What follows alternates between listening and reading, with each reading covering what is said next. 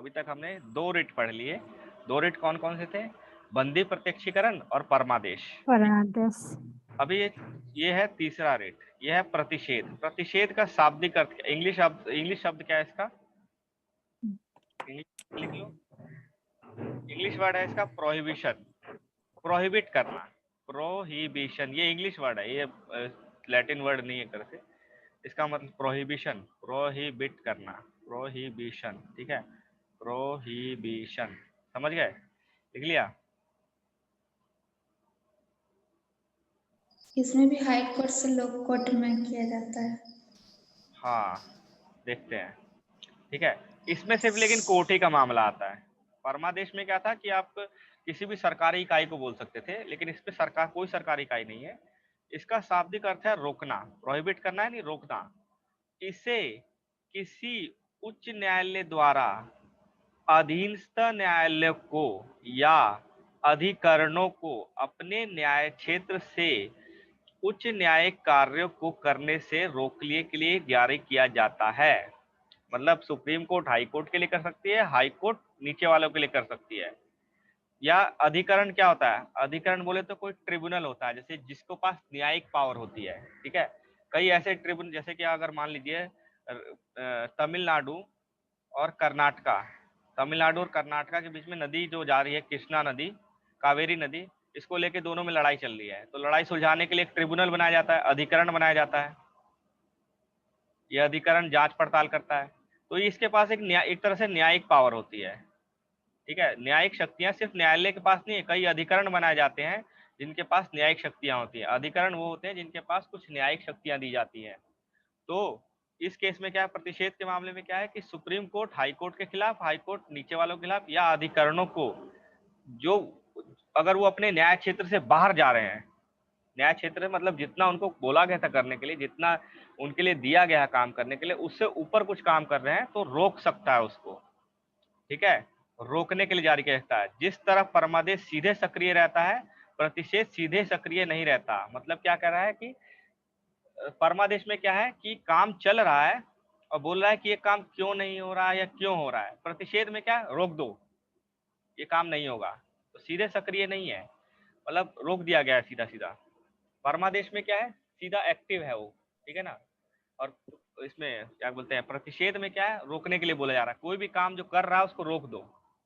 ठीक है ना, जो भी काम आप कर रहे हो अपने न्यायिक क्षेत्र से बाहर जा रहे हो उसको रोक दो। लेकिन ये सिर्फ सिर्फ न्यायिक मामलों में है। ठीक है, प्रतिषेध क्या है, सिर्फ न्यायिक मामलों में दिया जाता है। और परमादेश किसी भी सरकारी इकाई में, कुछ को छोड़ के किसी भी सरकारी इकाई के खिलाफ दिया जाता है जो अपना ऑफिशियल ड्यूटी नहीं कर रहा है।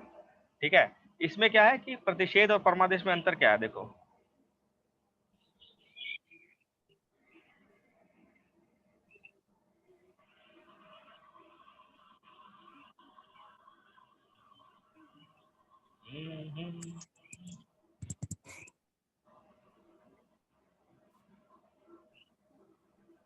प्रतिषेध और परमादेश, परमादेश में क्या बोला गया है कि जो काम काम को करो, ठीक है, काम को करना है, जो अपनी ड्यूटी नहीं कर रहा उसको बोल रहा है काम को करो।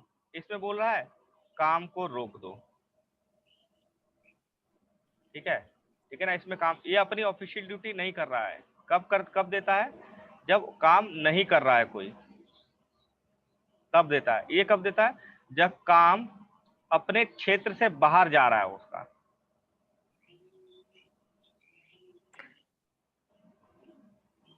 ठीक है, जब काम कोई कोई न्यायालय, कोई न्यायिक अथॉरिटी अपना क्षेत्र से बाहर चला गया। मान लीजिए पटना हाई कोर्ट ने ऐसा केस ले लिया जिसमें उसके हरियाणा का कोई केस ले लिया, ठीक है, जिसमें उसका लेना देना ही नहीं था, तो अपने न्यायिक क्षेत्र से बाहर चला गया ना, एक बार एक तरह से वो।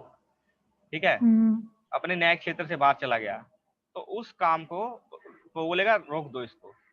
ठीक है, लेकिन अगर पटना हाई कोर्ट कुछ काम नहीं कर रहा तो सुप्रीम कोर्ट उसको बोलेगा काम करो, परमादेश देगा उसको। ठीक है ना, उसको परमादेश देगा। तो यहाँ काम चलता रहेगा, सॉरी, परमादेश में काम चलता रह रहा है, चल रहा है, और काम करने के लिए बोला जा रहा है। यहाँ क्या रोक दिया गया सीधा कि बंद करो इसको, जो भी कर रहे हो बंद करो। ठीक है, पर ये हो गया प्रतिषेध। प्रतिषेध संबंधी रिट सिर्फ न्यायिक एवं अर्ध न्यायिक, सिर्फ न्यायिक एवं अर्ध न्यायिक प्राधिकरणों के विरुद्ध जारी किया जाता है। मतलब वो अधिकरण जो या तो न्यायिक हो प्राधिकरण, वो अथॉरिटी जो है तो जुडिशियल अथॉरिटी हो या सेमी जुडिशियल अथॉरिटी हो, ठीक है, जो अर्ध न्यायिक हो ठीक है, ये प्रशासनिक प्राधिकरणों, विधायी निकायों और निजी व्यक्ति निकायों के खिलाफ नहीं किया सकता। मतलब ये बाकी किसी अथॉरिटी के खिलाफ, सरकारी हो चाहे प्राइवेट हो, बाकी किसी अथॉरिटी के खिलाफ नहीं जारी कर सकते। सिर्फ न्यायिक और अर्ध न्यायिक अथॉरिटी जो है, जिसके पास न्यायिक शक्तियां हैं और अपनी न्यायिक क्षेत्र से बाहर जा रहा है, मतलब जो अपने न्याय क्षेत्र से बाहर निकल गया उसके लिए, तो जिसके पास न्यायिक पावर होगा उसी के लिए करेंगे। फिर है उत्प्रेषण। उत्प्रेषण मतलब प्रमाणित करना या प्रमाणित होना। एक क्वेश्चन और कर सकते, कीजिए, बोलिए। ये कहाँ चला? एक मिनट रुको, बात क्या है अगला, समझ गए ना। इसके बाद है उत्प्रेषण। उत्प्रेषण क्या है? इसका शाब्दिक अर्थ होता है प्रमाणित होना या सूचना देना, ठीक है। तो इंग्लिश वाला वर्ड ये होगा प्रोहिबिशन, ये होगा सर्टिरोरी, ठीक है। क्या है नाम है इसका? सर्टियोरेरी। सर्टिफिकेट होता है ना, सर्टिफिकेट वाला सर्टियोरेरी, ठीक है, सर्टियोरेरी। इसको बोलते हैं सरसरी, बोलते हैं ऐसे सरसरी, ठीक है, सरसरी या सर्टियोरेरी कुछ भी बोल सकते हैं, ठीक है। सरसरी ज्यादातर लोग बोलते हैं, सरसरी बोल देते हैं इसको, ठीक है। लेकिन अगर इसको वैसे बोला जाए सर्टिफिकेट, तो क्या लिखे, इसका मतलब क्या है, इसका सेंस क्या है? टू बी सर्टिफाइड, ठीक है। तो सरसरी कोई बोल देता है, कोई सर्टियोरेरी बोलता है, ठीक है। तो उत्प्रेषण मतलब प्रमाणित होना या सूचना देना, सर्टिफाइड करना, ठीक है, टू बी सर्टिफाइड। इसे इसको भी सिर्फ न्यायिक मामलों में यूज किया जाता है। देखो, इसे एक उच्च न्यायालय, एक बड़ा कोर्ट, अधीनस्थ न्यायालय छोटे कोर्ट को या अधिकरणों को, या लंबित मामले के स्थानांतरण को सीधे या पत्र द्वारा पत्र जारी कर किया जा सकता है। अभी मतलब कहने का मतलब क्या है, एक ऊंचा जो कोर्ट है, अपर कोर्ट जो है, जैसे सुप्रीम कोर्ट हाई कोर्ट के लिए ऊंचा हो गया, हाई कोर्ट डिस्ट्रिक्ट कोर्ट के लिए ऊंचा हो गया, तो एक उच्च न्यायालय जो है अपने नीचे के न्यायालय को या अधिकरणों को वहां चल रहे मामलों को या तो अपने पास ले सकता है या किसी और के पास ट्रांसफर करवा सकता है, ठीक है। रोकना नहीं है इसमें, मामलों को रोकना नहीं है। जैसे मान लीजिए पटना के Patna district, Patna high court में कोई मामला चल रहा है, पेंडिंग है, मामला चल रहा है उसको, और सुप्रीम कोर्ट क्या करेगा ना, अगर सुप्रीम कोर्ट को लगता है कि नहीं ये मामला ये नहीं निपटा सकता या कुछ दिक्कत आ रही है इसमें, ठीक है, या किसी ने बोला सुप्रीम कोर्ट में जाके कि ये मामला अगर पटना कोर्ट में चलेगा तो न्याय नहीं होगा, क्योंकि जो जैसे वहाँ क्या होगा कि वो सब क्या कहते हैं, जो जो भी बड़ा जिसके खिलाफ चल रहा है मामला, वो बहुत बड़ा आदमी है, बहुत बड़ा बाहुबली है, तो अगर पटना में ये मामला चला तो न्याय नहीं होगा, इसलिए इस मामले को दिल्ली हाई कोर्ट में चलाओ, ठीक है। कई बार ऐसा होता है, ठीक है। मान लीजिए बिहार का कोई बाहुबली है, उसका कोई केस चल रहा है पटना हाई कोर्ट में, तो बोला जाता है कि नहीं इस केस को कहीं और ट्रांसफर कर दो, क्योंकि अगर पटना में चला तो ये चीज ये इसमें न्याय नहीं हो पाएगा। हो सकता है कि न्याय को दबा दिया जाए या चीजों को खरीद लिया जाए, कुछ हो सकता है, कुछ भी हो सकता है, ठीक है। अब बिहार का बाहुबली है और पटना में ही केस चलेगा, तो हो सकता है कुछ गड़बड़ हो जाए, तो बोला जाता है कि नहीं इस मामले को कहीं और लो। तो सुप्रीम कोर्ट अगर उसकी बात सुन लेती है तो सुप्रीम कोर्ट क्या करती है, उस मामले को, लंबित जो मामला चल रहा है, पेंडिंग मामला चल रहा है, उसको या तो अपने पास ले लेगी, ठीक है, या पत्र जारी करके स्थानांतरण कर देगी, ठीक है। तो इस ये हिंदी वर्ड, हिंदी इसका कुछ अर्थ ज्यादा अच्छे से नहीं निकल रहा है, लेकिन मतलब यही है कि या तो वो अपने पास ले लेती है, ट्रांसफर कर देना ना, ट्रांसफर करना या तो अपने पास या किसी और के पास, ठीक है, या तो ट्रांसफर कर देगा। देखो इंग्लिश में क्या लिखा हुआ है, it is issued to by the higher court, ऊपर कोर्ट को, हायर कोर्ट इशू करती है किसको, लोअर कोर्ट को, to transfer a case, transfer करना अपने आप को, या फिर उसको स्क्वैश कर देना ऑर्डर को, in for the letter in case, मतलब बंद कर देना, ठीक है। तो स्थानांतरण कर सकते हैं सीधे, ठीक है, किसी भी लंबित मामले को स्थानांतरण कर सकती है। क्यों करती है? इसे अतिरिक्त न्यायिक क्षेत्र या न्यायिक क्षेत्र की कमी या कानून की खराबी के आधार पर जारी किया जा सकता है। किस आधार पर जारी किया जा सकता है?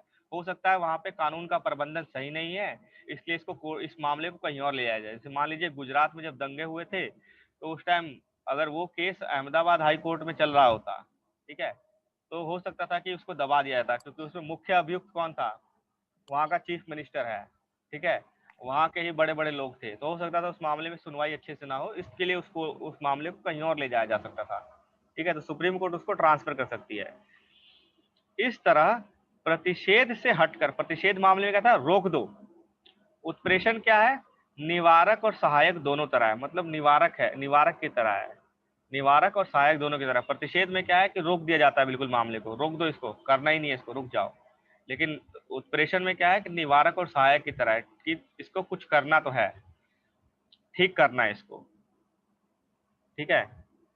जैसा कि पहले उत्प्रेषण की रिट, उत्प्रेषण में क्या था, सॉरी, जैसा कि पहले उत्प्रेषण की रिट, पहले क्या होता था, पहले क्या होता था ये बोला जा रहा है, ठीक है, यहाँ पे लिखा पहले, जैसा कि पहले, बहुत पहले उत्प्रेषण वाला रिट जो था, उत्प्रेषण की रिट सिर्फ न्यायिक और अर्ध न्यायिक मामलों में दिया जारी किया जाता था, लेकिन 1991 के पश्चात सुप्रीम कोर्ट ने क्या व्यवस्था दी, 1991 से पहले सिर्फ न्यायिक और अर्ध न्यायिक मामलों में जारी किया जाता था उत्प्रेषण, प्रशासनिक इकाइयों के खिलाफ नहीं जारी किया जाता था, ठीक है, प्रशासनिक इकाइयों के खिलाफ जारी नहीं किया जा सकता था। लेकिन 1991 में उच्चतम न्यायालय ने व्यवस्था दी कि उत्प्रेषण व्यक्तियों के अधिकार को प्रभावित करने वाले प्रशासनिक प्राधिकरणों के खिलाफ भी जारी किया जा सकता है। तो क्वेश्चन आ सकता है कि उत्प्रेषण है वो किसके खिलाफ जारी किया जा सकता है, न्यायिक मामलों के खिलाफ, अर्ध न्यायिक मामलों में, प्रशासनिक मामलों में, तो प्रशासनिक मामला भी आंसर में है उसका, ठीक है। तो अब 1991 के बाद सुप्रीम कोर्ट ने से बोला कि आप प्रशासनिक मामलों में भी जारी करवा सकते हो, अगर कोई प्रशासनिक केस पेंडिंग है, ठीक है, प्रशासनिक मामले में अगर कोई केस पेंडिंग है उसको भी निकाल सकते हो, उसको भी ट्रांसफर किया जा सकता है, ठीक है। प्रतिषेध की तरह उत्प्रेषण भी, लेकिन दोनों ना तो या तो प्रतिषेध या उत्प्रेषण दोनों विधिक निकायों और निजी व्यक्तियों और निकायों के विरुद्ध नहीं है। विधिक मतलब कि जैसे कि विधानसभा, राज्यसभा, संसद, इनके लिए नहीं है, ठीक है, इन दोनों के लिए नहीं कर सकता, ना तो प्रतिषेध जारी कर सकता है ना उत्प्रेषण जारी कर सकता है, ठीक है ना, इन मामलों में जारी नहीं कर सकता, ठीक है। निजी और व्यक्ति को तो खिलाड़ी अभी तक कोई है ही नहीं, ना परमादेश था, ना प्रतिषेध है, ना ही ये है, क्या बोलते हैं इसका, उत्प्रेषण है। तो आपने निजी मामलों में सिर्फ एक ही पढ़ा अभी तक, कौन सा, बंदी प्रत्यक्षीकरण, वो सिर्फ निजी व्यक्तियों के लिए कर सकता था, बाकी अभी तीनों चारों नहीं कर सकता, ठीक है। उसके बाद क्या है, अधिकार परीक्षा। तो पता क्या करना है, एक व्हाइट पेपर लेना और उस पर कैसे बनाना है, एक मिनट को। नेक्स्ट क्या है, रिट पांचवा क्या है, अधिकार परीक्षा किसकी इजाजत से, ठीक है, मतलब क्या होता है, इंग्लिश में इसका क्या मतलब है,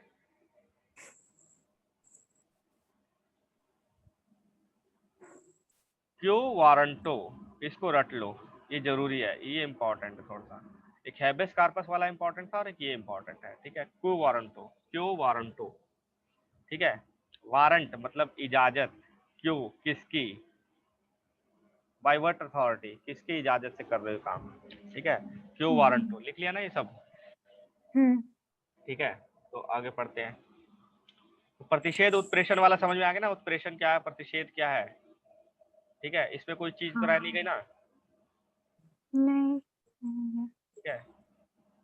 अधिकार परीक्षा क्या है, अधिकार परीक्षा का मतलब है, शाब्दिक अर्थ है, जैसे कि इसका लैटिन वर्ड क्या है, क्यो वारंटो, इसका अर्थ किसी प्राधिकृत या वारंट के द्वारा, इंग्लिश में इसका वर्ड क्या है, किसकी मतलब इंग्लिश में क्या लिखा गया है इसके लिए, इंग्लिश में इसके लिए क्या लिखा गया है, बाय व्हाट अथॉरिटी और वारंट, किसकी इजाजत से, बाय व्हाट अथॉरिटी, हिंदी में क्या लिख दिया, इसको थोड़ा सा अलग लिख करके लिखा गया है, प्राधिकृत और वारंट के द्वारा, किसके वारंट के द्वारा, मतलब वो इसके किसके नहीं लिखा गया इसमें, लेकिन क्या था इसका वाई, क्या था, बाय व्हाट अथॉरिटी, एक सेकंड रुकना, बाय व्हाट अथॉरिटी और वारंट, बाय व्हाट अथॉरिटी और वारंट, किसके अथॉरिटी और वारंट के थ्रू कर रहे हो काम, कोई काम कर रहे हो, तो ये पढ़ते हैं, तो किसी प्राधिकृत या वारंट के द्वारा, इसे कौन जारी करता है, न्यायालय जारी करता है,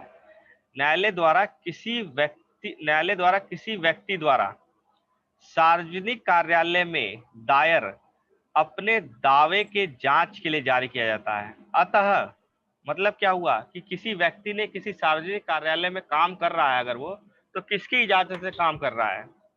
अतः यह किसी व्यक्ति द्वारा लोक कार्यालय में अवैध अनाधिकार ग्रहण करने को रोकता है। मान लीजिए आप एसडीएम ऑफिस में गए और वहां पे आप एसडीएम की कुर्सी पे बैठ गए और काम करने लग गए, ठीक है। आप एसडीएम ऑफिस में गए, एसडीएम की जगह काम करने लग गए, ठीक है। मान लीजिए हट ही नहीं रहे हो आप। ये एक नॉर्मल मतलब ऐसा एग्जांपल है, तो वो बुलाएगा पुलिस को और 2 थप्पड़ लगा के हटा देगा। लेकिन ऐसा अगर केस कहीं कोई बड़ा केस हो जाता है, कोई किसी ऑफिस में बिना किसी अथॉरिटी के काम करने लग जाता है, तो उसके लिए जारी किया जाता है, ठीक है ना, कि इस ऑफिस में तुम बैठे किसकी इजाजत से हो, इस ऑफिस में तुम किसकी इजाजत से बैठे हो ठीक है। तो उस केस में न्यायालय करता है, ठीक है। रिट को पूरक सार्वजनिक कार्यालयों के मामले में तब जारी किया जा सकता है जब इसका निर्माण संवैधानिक हो, ठीक है ना। जब वो सार्वजनिक कार्यालय संवैधानिक हो तभी जारी किया जाता है। ऐसा नहीं कि मैंने ऑफिस बनाया है, अपना निजी ऑफिस बनाया, मैं बैठ गया अंदर, तो उसके लिए रिट जारी थोड़ा ना करेगा तुम इस ऑफिस में क्यों बैठे हो, मेरा ऑफिस है, मैं बैठा हूँ, ठीक है ना। तो वैसा ऑफिस जिसका निर्माण संवैधानिक हो, इस इसे लेकिन किसके खिलाफ जारी नहीं कर सकते, इसे मंत्रित्व कार्यालय या निजी कार्यालय के लिए जारी नहीं किया जा सकता। मंत्रित्व मतलब मंत्रिमंडल में कोई कार्यालय है उसके लिए जारी नहीं किया जा सकता, या अगर कोई निजी कार्यालय है उसके लिए जारी नहीं किया जा सकता। एक बार केस क्या हुआ था, जयललिता जो है तमिलनाडु की चीफ मिनिस्टर थी, तो जयललिता के खिलाफ एक बार ये रिट जारी किया था शायद हाई कोर्ट ने, सुप्रीम कोर्ट ने, मामला मेरे को पूरा पता नहीं है। लेकिन उस समय उसने वो एक ऑफिस में बैठी थी, एक मतलब चीफ मिनिस्टर के साथ एक और ऑफिस होता है, मतलब कि एक चीफ मिनिस्टर कई ऑफिस के और भी हेड होता है, ठीक है। तो उस एक पर्टिकुलर ऑफिस के लिए रिट जारी हुआ था कि यहाँ क्यों बैठी हो तुम, किसकी इजाजत से बैठी हो, किसके वारंट से बैठी हो, ठीक है। अन्य 4 रिटों को हटा दिया जाए, अगर अन्य 4 रिटों को हटा दिया जाए तो इसे किसी भी इच्छुक व्यक्ति द्वारा जारी किया जा सकता है, न कि पीड़ित व्यक्ति द्वारा, ठीक है। अन्य 4 रिटों को हटा दिया जाए तो इसे किसी भी इच्छुक व्यक्ति द्वारा। अब ये रिट जारी करवाने के लिए कौन जा सकता है सुप्रीम, इसका मतलब है सुप्रीम कोर्ट कौन जा सकता है। सॉरी कहाँ चला गया,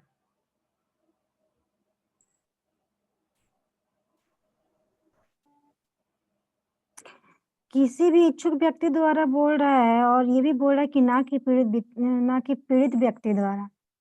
मतलब देखिए मतलब जैसे कि मान लीजिए कोई कोई नेता है, ठीक है, ठीक है, नेता है और वो किसी कार्यालय में, संवैधानिक कार्यालय जिसका निर्माण संवैधानिक है, जिस कार्यालय के निर्माण, उसमें कोई मंत्री या कोई नेता जाके बैठ गया और काम कर रहा है, ठीक है।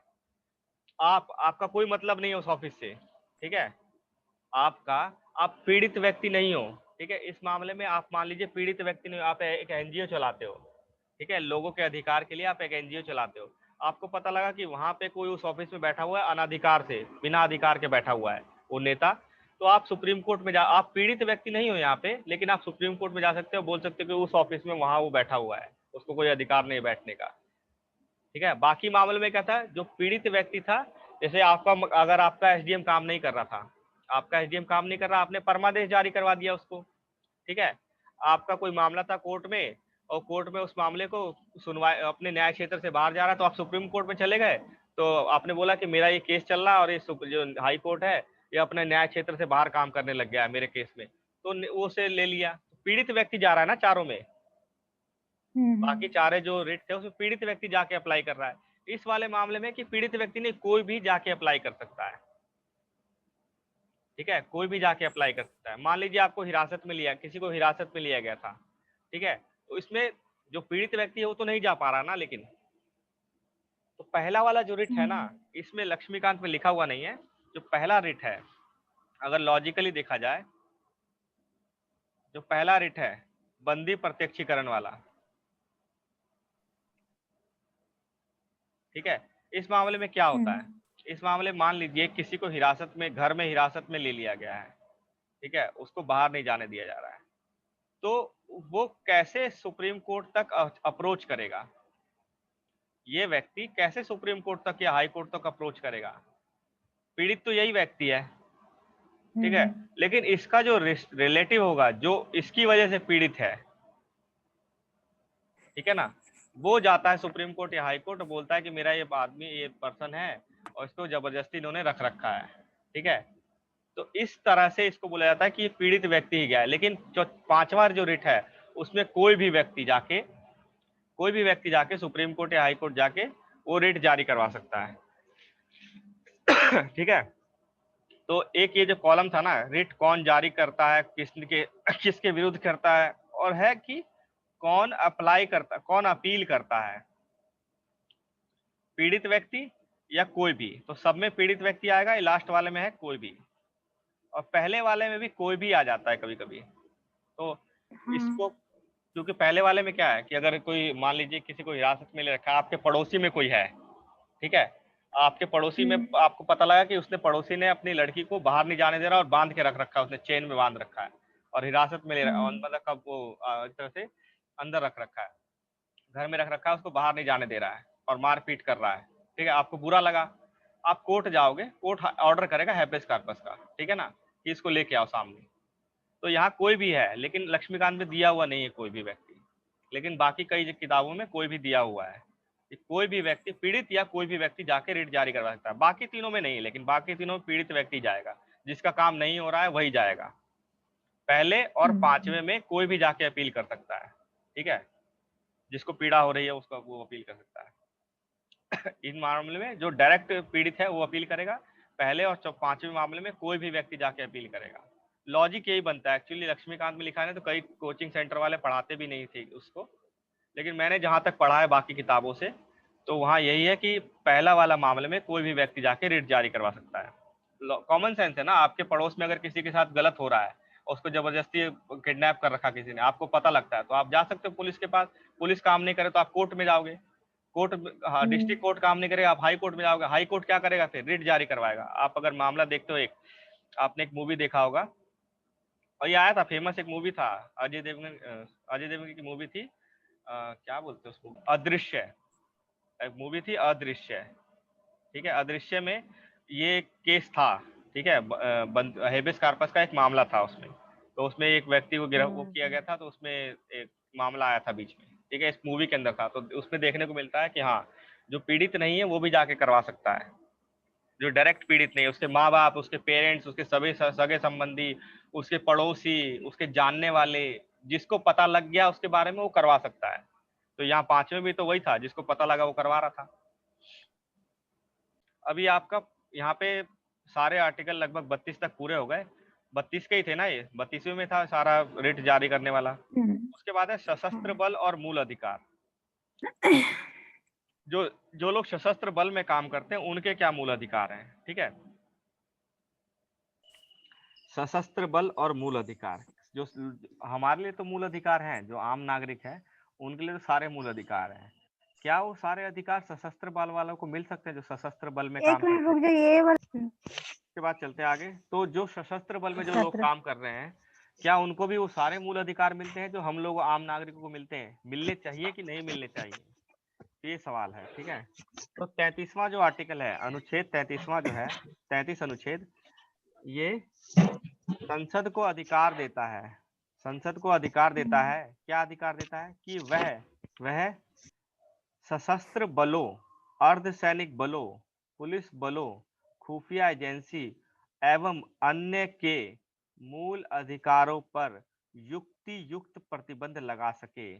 मतलब संसद को अधिकार है कि इन जो सशस्त्र बल में जो काम कर रहे हैं, अर्धसैनिक बल में, पुलिस बल में, खुफिया एजेंसी में, ऐसी जगह पे कोई अगर कोई काम कर रहा है तो उसके मूल अधिकारों पर प्रतिबंध लगा दी जाए। क्यों प्रतिबंध लगा दिया जाए? इस व्यवस्था का उद्देश्य क्या है? उनके समुचित कार्य करने एवं उनके बीच अनुशासन बनाए रखने का। रिसेंटली में क्या हुआ था, कुछ एक वीडियो, कुछ वीडियो आए थे कुछ साल पहले, आर्मी वाले लोगों के, सोल्जर्स जो जवान थे, वो एक वीडियो बना बना के वायरल कर रहे थे कि हमें खाने को नहीं मिल रहा, हमें पीने को नहीं मिल रहा, हमें ये दिक्कत होती है, हमें वो दिक्कत होती है। क्या वो सही है? क्या उनको बोलने का उतना अधिकार है? क्या बोलने की स्वतंत्रता है उतनी उनको होनी चाहिए? तो बोलने की स्वतंत्रता, घूमने फिरने की स्वतंत्रता, कुछ काम करने की स्वतंत्रता, काफी ऐसे मौलिक अधिकार हैं जो उनको अगर हुए तो अनुशासनहीन हो सकते हैं, ठीक है। अगर हुए, क्योंकि ऐसे बलों में क्या होता है, ऑर्डर सबसे ज्यादा जरूरी होता है। आपके ऊपर वाला जो कमांडर है वो जो ऑर्डर कर रहा है वही सब कुछ है आपके लिए, उसका ऑर्डर ही आपके लिए सब कुछ है। अगर वो फिर अगर बोलेगा कि नहीं मेरा मौलिक अधिकार ये है, तो ऑर्डर मानने से भी मना कर सकता है कभी कभी, ठीक है ना। तो इसीलिए ऑर्डर क्या, मानने से मना कर सकता है, ये उसका अधिकार है। नहीं है अधिकार, लेकिन अगर अधिकार दे दिया लेकिन जाएगा उसको तो क्या होगा, समझ रहे हो आप क्या होगा उस टाइम। अगर अच्छा, वो अच्छा। अनुशासनहीन नहीं रहेगा तो क्या होगा, तो अपना काम नहीं कर पाएगा ठीक से, ठीक है ना।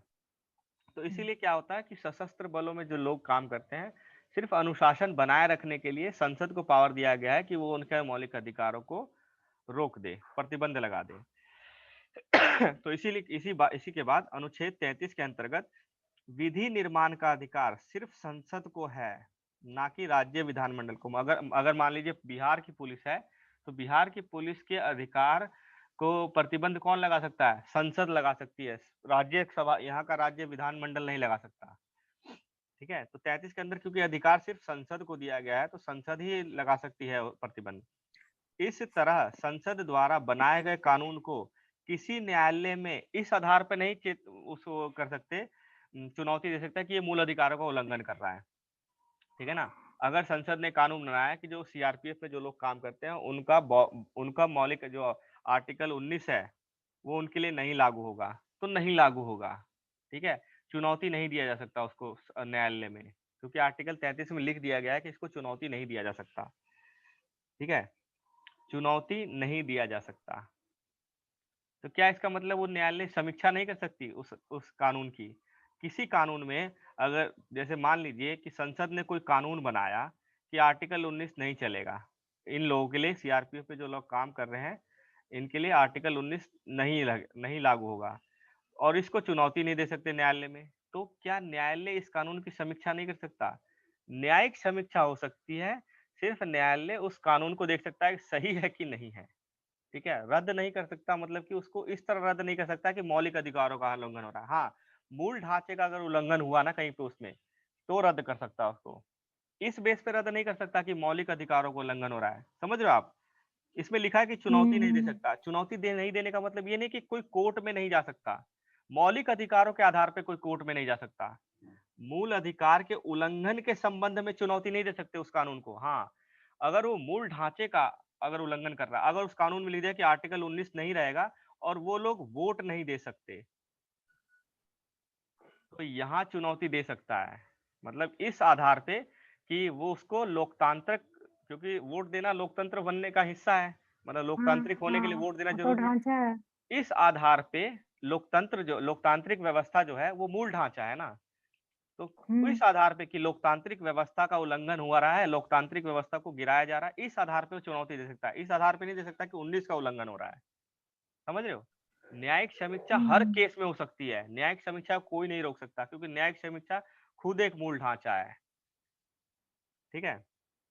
तो इसी तरह आर्टिकल 33 के अंदर संसद ने कई कानून बनाए, ये जो इनके मूल अधिकार को प्रतिबंधित करने के लिए कई कानून बनाए, जैसे सैन्य अधिनियम 1950, नौसेना 1 अधिनियम मिनट। 1950।